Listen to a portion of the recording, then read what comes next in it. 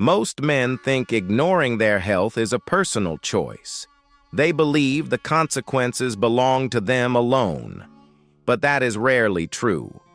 When a man lets his health slowly fall apart, his family begins paying long before he ever does. They pay with worry that is never spoken, with nights spent listening for sounds in the dark, with children learning silently that strength means endurance, not care. No one announces this cost. There is no bill, no warning letter. It shows up in smaller moments. A wife who stops asking how you feel because she already knows the answer. Children who learn to adjust their expectations of you. A home that grows cautious around your energy, your moods, your limits. This isn't about dramatic illness. It's about gradual neglect, missed checkups, ignored signals, fatigue treated as normal, a pain explained away as age.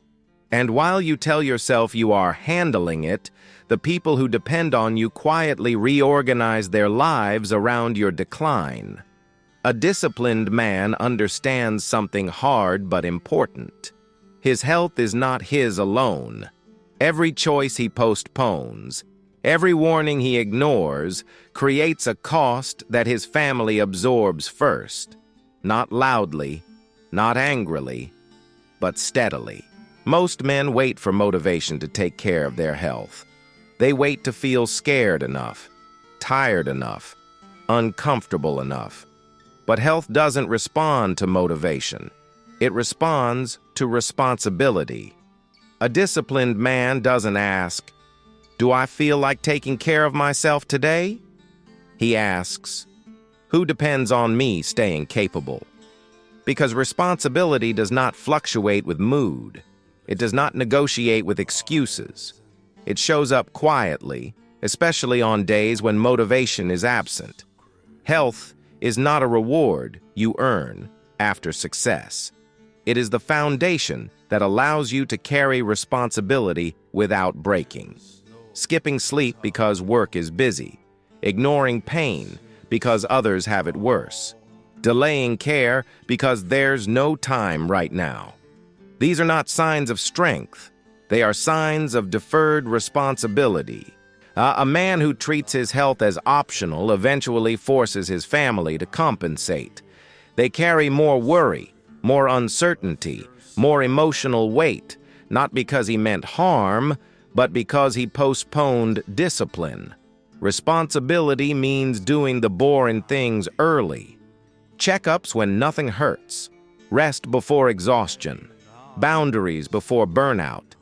This isn't about becoming obsessed with health. It's about refusing to let neglect become normal. A disciplined man understands. Motivation fades. Discipline remains. And responsibility does not wait until damage is visible. Declining health rarely announces itself. It arrives quietly, and the home adjusts around it. Not with arguments, not with confrontations, but with small, careful changes. A wife begins to carry more emotional weight. She watches your energy before asking for help. She measures her words to avoid adding pressure. Concern slowly replaces partnership. Children sense it even when nothing is said. They notice when you sit more than you stand, when your patience shortens, when your presence feels tired instead of steady. They learn early how to adapt. A home with an unhealthy father does not collapse overnight. It tightens. Plans become cautious.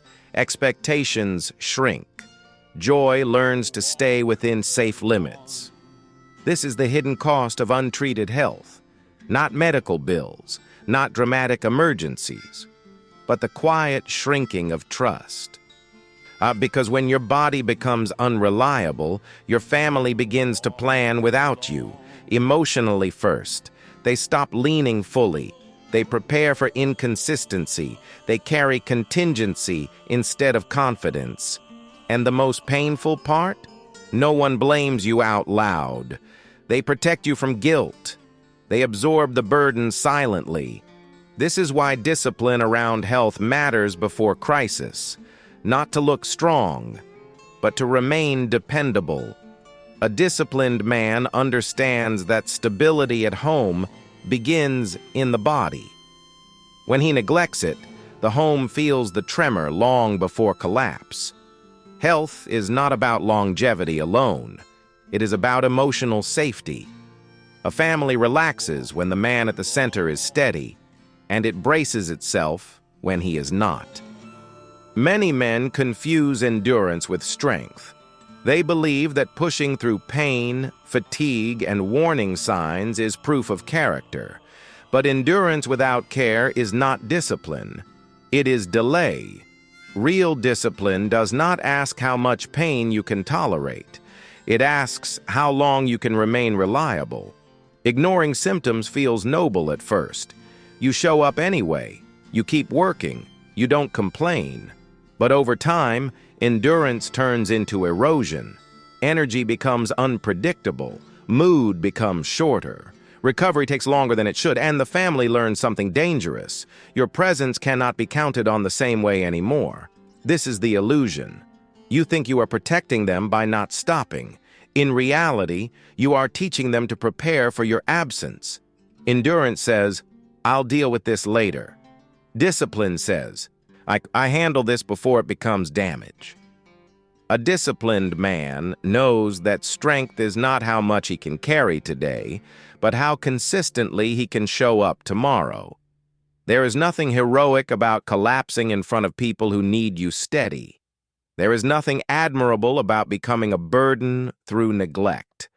Quiet discipline chooses prevention over pride, rest over denial, attention over avoidance.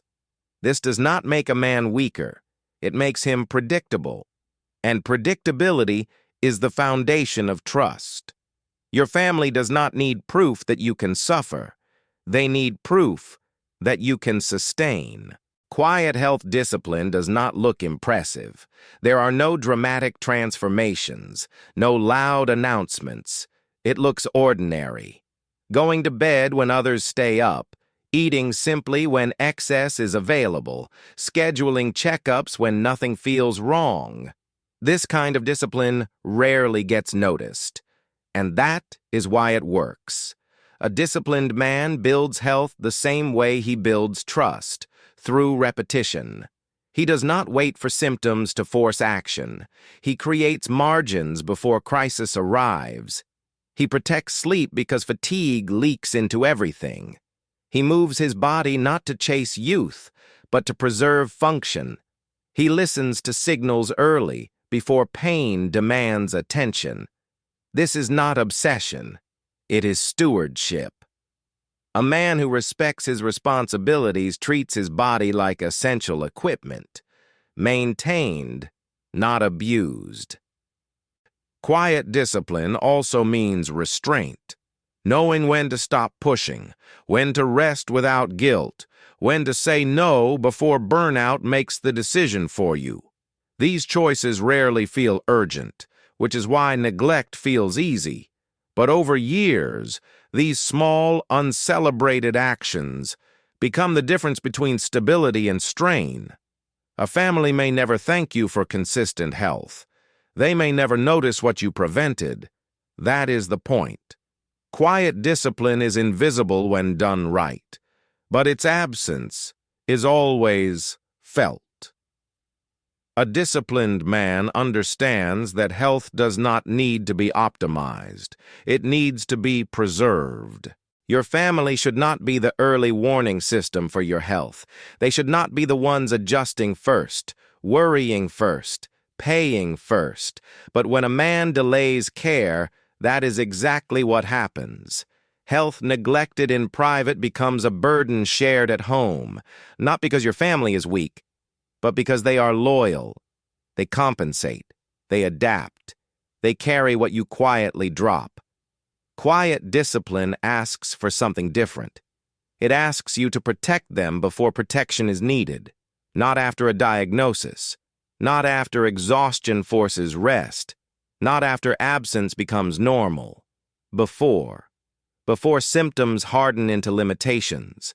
Before worry replaces trust. Before the home learns to brace itself. A disciplined man does not wait to be rescued by urgency. He acts while things still look fine. Because prevention is invisible, and that is why it is rare. Your family may never know how many outcomes you avoided, how many fears you spared them, how many silent adjustments never had to be made. And that is not a loss. That is leadership. Health is not about you feeling strong. It is about your family feeling safe. And safety is built quietly, long before anyone realizes it was at risk.